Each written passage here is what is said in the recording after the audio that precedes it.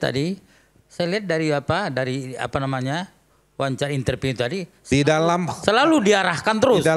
seolah-olah ada di belakangnya itu. Dalam ilmu retorika, dalam perdebatan seperti itu. Jadi Anda jangan minta saya kasih permen ke orang ini. Orang lagi ada masalah kok ngasih permen. Ya memang saya berdebat, saya intimidatif. Saya besar ya. Saya besar dalam tradisi perdebatan. Baca, berdebat. Ya kan, saya punya teori, saya punya gagasan, saya sampaikan. Jadi Anda jangan minta saya, jangan Anda intimidasi. Saya intimidatif, saya nggak nabok dia. Dan saya tidak menghina dia.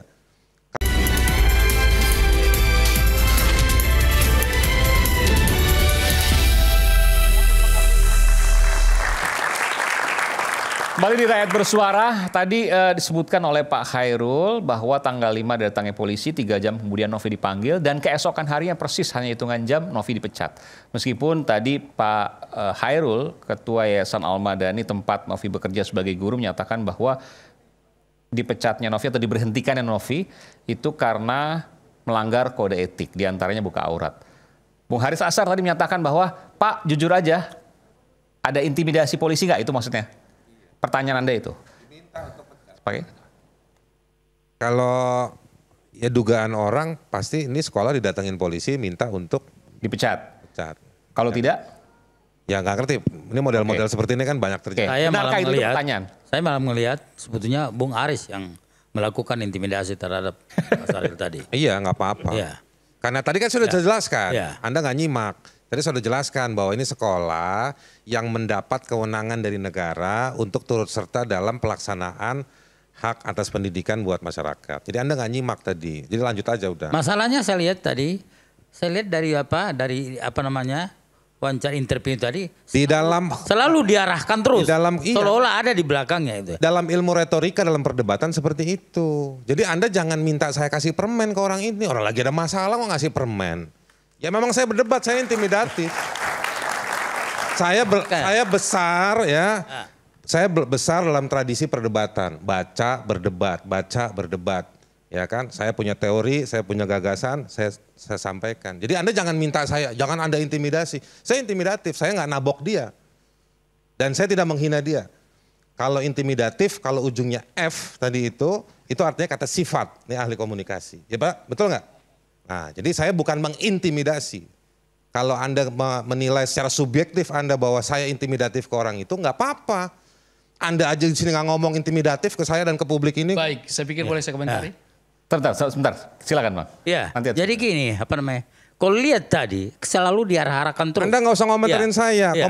Masalah kita, Sukatani diintimidasi. Bagaimana Anda bela polisi? Udah tugas itu Anda, tugas Anda itu malam ini. Kita lihat dulu, kita tidak tahu siapa apa ada seperti atau tidak ya. Masalahnya adalah tadi selalu diarahkan seorang ada orang atau mungkin kekuatan di belakangnya. Padahal kita lihat tadi dia udah sampaikan bahwasanya mereka melakukan pemecatan atau pemberhentian tadi. Itu memang sudah ada fakta-fakta di belakangnya. Anda nggak nyimak. Tadi itu sesi sebelumnya. Berapa menit kemudian saya bilang, saya ajak Anda jujur. Konteksnya dipahami.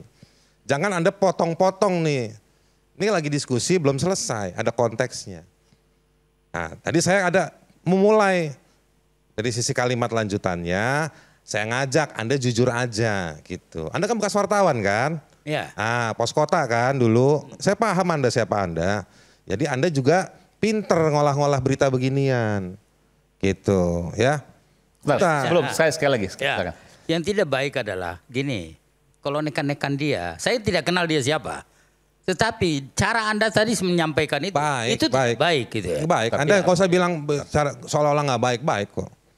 Saya baik, saya nanya, saya nggak ngomongin soal barangkali ada luka di dengkulnya, kutil di kakinya, saya nggak ngomongin. Saya ngomongin hak atas pendidikan, hak atas pekerjaan, hak atas berekspresi, ada di konstitusi. Gitu. Baik nggak baik itu di konstitusi di mana? Anda ngomong aja. Baik, boleh saya komentarin? Anda harus komentarin. Jadi kita terjebak kepada batasan intimidasi. Jadi kalau kita katakan intimidasi, berarti ada tindakan psikologis yang tidak menyenangkan orang lain. Oke, kalau ditanyakan ke Pak Khairul? Kemudian ya tergantung dia melihatnya. Tetapi kalau saya melihat dalam perdebatan tadi pada level debat, tidak pada level intimidasi. Gitu ya. Karena wajar dalam suatu perdebatan kita adu argumentasi dan membongkar argumentasi daripada seseorang. Saya dosen argumentasi dan debat. Gitu ya. Nah, oleh karena itu saya melihat saya melihat adalah pada level intimidasi. Sebentar Bang, sebentar dulu. Baru saya mulai. Saya mau tanya soalnya. Ini kan ditanya nanti jangan jadi fitnah gitu kan. Silakan nanti saya lanjutkan lagi ya. Lanjut. Bentar, kita tanyakan dulu Bang ya. Pak Hairul, ya. Anda bisa menjawab tadi pertanyaan Bung Haris Azhar. Oh iya. Anda bersedia, tapi kalau Anda nggak bersedia juga nggak apa-apa loh. Karena Anda merasa diintimidasi misalnya gitu kan. Jadi begini, sekolah kami itu welcome dengan siapapun termasuk kepolisian. Di beberapa event kita melakukan kegiatan bersama dengan baik dari Koramil, kepolisian dan organisasi lembaga yang lain. Perlu diketahui yang datang dari kepolisian kepada kami itu sudah terbiasa komunikasi dengan kita. Jadi bagaimana mungkin mereka akan mengintimidasi. Terus perlu juga dicatat, kami juga sudah koordinasi dengan Dinas Pendidikan tingkat kabupaten serta Ombudsman. Ya, ternyata tidak ada indikasi penyalahan, tidak ada indikasi salah prosedur di Ombudsman di kabupaten atau Ombudsman di provinsi ya, oke. Provinsinya. Oke, tidak ada penyalahgunaan kewenangan di sana. Iya betul, termasuk tidak ada kesalahan prosedur di dalam pemecatan Mbak Novi. Dan kami juga memberikan fakta-fakta, ada kasus sebelumnya pun juga tidak bermasalah. Cuman kenapa ini menjadi viral? Ya karena kasus. Pak, supaya terbuka semua, oke Bapak udah sampaikan tadi. Apa sih yang disampaikan sang polisi dari Polsek setempat tersebut ke Bapak? Yang pertama hanya menyatakan apakah Mbak Novi benar menjadi guru di sini. Ya benar, seperti itu. Kemudian yang kedua, ini kok ada data bahwa beliau ikut di dalam konser Sukatani. Kemudian setelah itu kita menyelidiki apakah dalam konser itu, konser-konser sebelumnya juga, apakah ada kaidah-kaidah yang melanggar SOP dan kode etik. Sebatas itu saja untuk menjadi dasar kami memberikan surat pemberitahuan. Bapak nggak bertanya kenapa kok ditanyakan terkait dengan konser Sukatani dan kenapa kemudian ada pertanyaan soal kode etik yang dicari?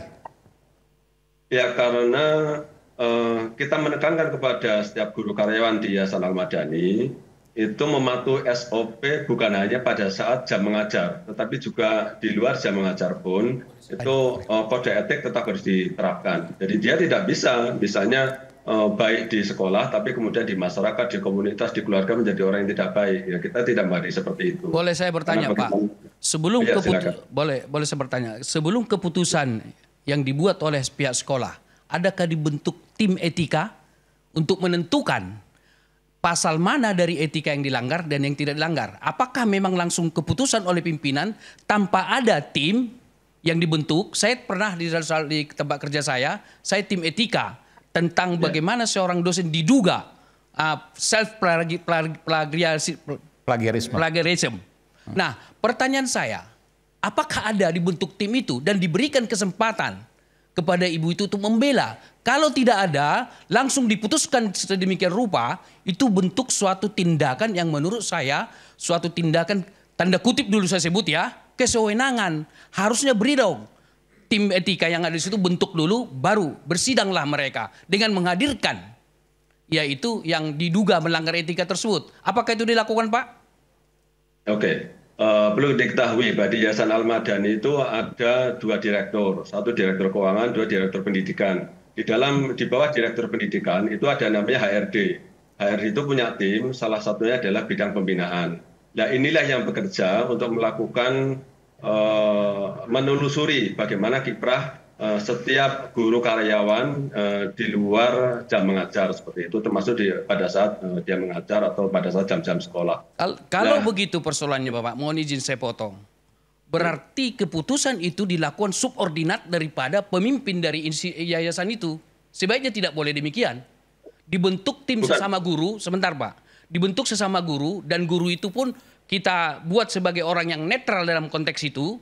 Kalau memang struktur dari pimpinan ke bawah lalu ada bagian di HRD bagian tertentu, lalu dia memperhatikan seperti itu keputusan sepihak namanya. Tapi, harusnya ini sekalian masukan, bentuklah tim etika, review ulang keputusan itu. Prof, tapi kan Ombudsman Provinsi Jawa Tengah sudah menyatakan tidak ada pelanggaran prosedur di sana. Gimana? Saya kira ini menjadi rujukan. Ini juga. pertanyaan, siapa yang lapor ke Ombudsman? Kok bisa tiba-tiba ada rekomendasi Ombudsman seperti itu, Pak Hairul? Saya kurang tahu karena memang mungkin melalui media, kemudian Harus ada laporan resmi, Pak, tidak boleh. Kalau dia nggak tahu ya gimana dia kutip? Maksudnya gimana, Pak? Tadi Ombudsman, ini pertanyaan juga, kenapa Ombudsman tiba-tiba mengeluarkan itu? Bapak dapat surat rekomendasinya atau seperti apa? bukan, kita mengadakan Zoom dengan Ombudsman dan kemudian diminta klarifikasi tentang proses pemberhentian. Itu yang pertama. Yang kedua, dari tim Ombudsman datang ke sekolah kami, memastikan bahwa tidak ada pelanggaran prosedur, pelanggaran yang nanti terjadi di mekanisme pemberhentian Mbak Novi. Ya tapi begini, ini kan sekolah swasta. Ombudsman itu kewenangannya kepada pejabat publik atau terkait dengan kebijakan publik. Nah kalau sekolah swasta bisa jadi ombudsman, dugaan saya ya kan, gak kurang-kurang juga saya suka ngelaporin kasus ke ombudsman. Jadi dan memang kadang-kadang ada kasusnya tapi tidak ada kewenangan ombudsman. Jadi pertama-tama yang harus diperiksa, jangan kita loncat pada konklusi seolah-olah tidak ada pelanggaran. Bisa jadi ini bukan kewenangannya ombudsman karena ini sekolah swasta. Tapi Bapak tidak menerima surat rekomendasi ya Pak, Ombudsman bahwa tidak ada pelanggaran prosedur dan sebagainya tertulis seperti itu misalnya? Tidak ada. Tidak ada ini. Terus Bapak mengatakan tadi bahwa Ombudsman menyatakan bahwa tidak ada pelanggaran, dari mana Pak? Lisan? Dari lisan, ya. Lisan, oh oke. Baik. Ombudsman itu selalu tertulis Pak hasilnya, Pak ada rekomendasi dan lain sebagainya. Baik, artinya ini lisan ya. Oke. Ya. Ada yang ingin disampaikan? Bung Noel, ini kebetulan Anda Wamenaker. Anda melihat tadi perdebatan seperti ini terkait dengan pemberhentian, nggak disebut pemecatan ya, karena masih bisa balik lagi kalau nggak jadi band. Itu seperti apa? Ya pertama-tama tadi kita bisa lihat ya secara prosedural juga kan melanggar sebetulnya. Karena tadi argumentasi yayasan tadi. Yayasan? Apa nih? Pak apa? Pak Hairul. Pak Hairul, ada 2 pelanggaran berat yang disampaikan tadi. Pertama soal buka aurat, kedua soal pergaulan. Nah saya nggak ngerti. Kalau pergaulan di mananya, kemudian buka aurat di mana, jangan sampai gini. Buka aurat lantas persepsi publik dia telanjang. Itu bahaya, kasihan buat Novinya. Karena dia bilang buka aurat. Publik itu bisa macam-macam menerjemahkan dengan caranya sendiri. Gitu kayak tadi aja kita di sini aja Bung Haris saya bilang dianggap itu sebuah intimidatif, padahal kan ini sebuah perdebatan yang biasa. Gitu. Kemudian penguatan argumentasi kan itu biasa. Nah saya khawatir lah ya, jangan sampai nanti malah Novinya berbalik melaporkan terhadap fitnah yang tidak mendasar ini. Karena apapun yang dilakukan oleh polisi yang mendatangi yayasan ini, jangan-jangan tidak mampu menerjemahkan arahan Kapolri atau institusi kepolisian. Karena hari ini institusi kepolisian ini sangat open terhadap kritik, sangat open terhadap apapun laporan-laporan masyarakat.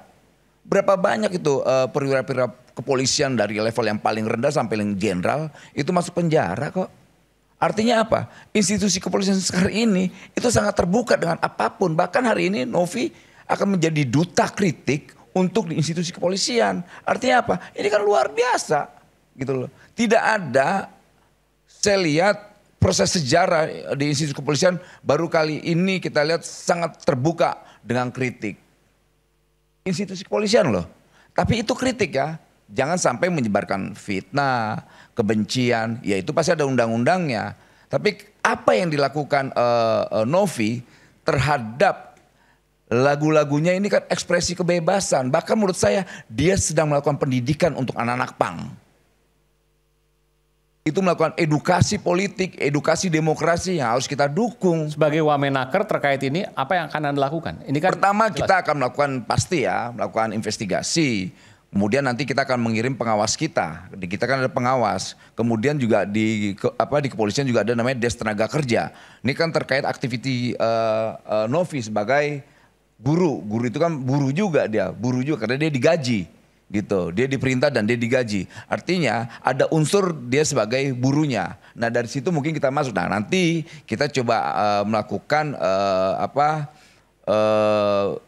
cek ke yayasannya dengan mengutus misalnya pengawas. Pasti kita akan melakukan. Tapi ketika ada laporan ya, kalau belum ada laporan nggak mungkin kita melakukan ke lapangan, terjun ke lapangan. Jadi secara prinsip menurut kami apa yang dilakukan Novi itu adalah ekspresi kebebasan, ekspresi yang mengedukasi seorang perempuan berjilbab. Biasanya anak pang itu jigrik-jigrik dengan jaket yang penuh dengan tonjolan-tonjolan bintang-bintang yang mengerikan itu dengan gespernya.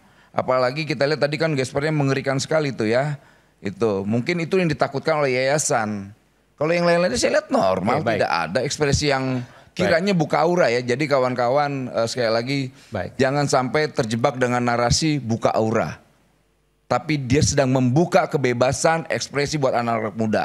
Sekali lagi hormati apa yang dilakukan oleh Novi sebagai grup band punk yang tidak jigrik-jigrik itu rambutnya. Baik, oke. Sebelum saya break, saya ingin tanya dulu terakhir ke Pak Hairul. Nanti saya juga akan wawancara ke promotor konser yang beberapa hari lalu konser ya. Pak Hairul, artinya saya ingin konfirmasi supaya tidak ada fitnah ini. Tidak ada intimidasi sama sekali Anda menyatakan itu oleh polisi polsek setempat yang datang beberapa jam ya, atau sehari sebelum Novi diberhentikan. Ya, tidak ada sama sekali. Tidak ada. Terkait dengan pelanggaran-pelanggaran itu seperti tadi Anda katakan buka aurat dan sebagainya, sekolah punya bukti, ada foto dan lain sebagainya misalnya. Ada, iya. Sudah kita kumpulkan bukti-bukti dan itu memang Mbak Novi mengakui. Dan Novi bisa kembali menjadi guru kembali apabila? Salah satu indikasi bahwa Novi bisa kembali menjadi guru kembali adalah data dapodik di kami itu masih ada, masih hidup. Oke. Apa yang dia harus lakukan Pak untuk dia kembali menjadi guru? Ya, komitmen ulang untuk melakukan perbaikan agar nanti ke depannya tidak melanggar kode etik lagi. Dia tetap bisa punya band Sukatani? Kenapa tidak? Selama kode etik tidak dilanggar, itu aja catatannya. Karena kita tidak mempermasalahkan dia akan berekspresi dimanapun. Ya. Dengan lagu yang sama misalnya, yang viral itu? Bayar? Ya, kita tidak mempermasalahkan lagu atau syairnya seperti apa, tapi kita hanya mempermasalahkan bagaimana dia mampu untuk menjaga diri dengan tetap komit pada kode etik yang sudah kita terapkan. Baik, terima kasih Pak Hairul, Kepala Yayasan Al-Madani tempat Novi bekerja sebagai guru. Kita akan kembali saat lagi, tetaplah bersama kami di Rakyat Bersuara.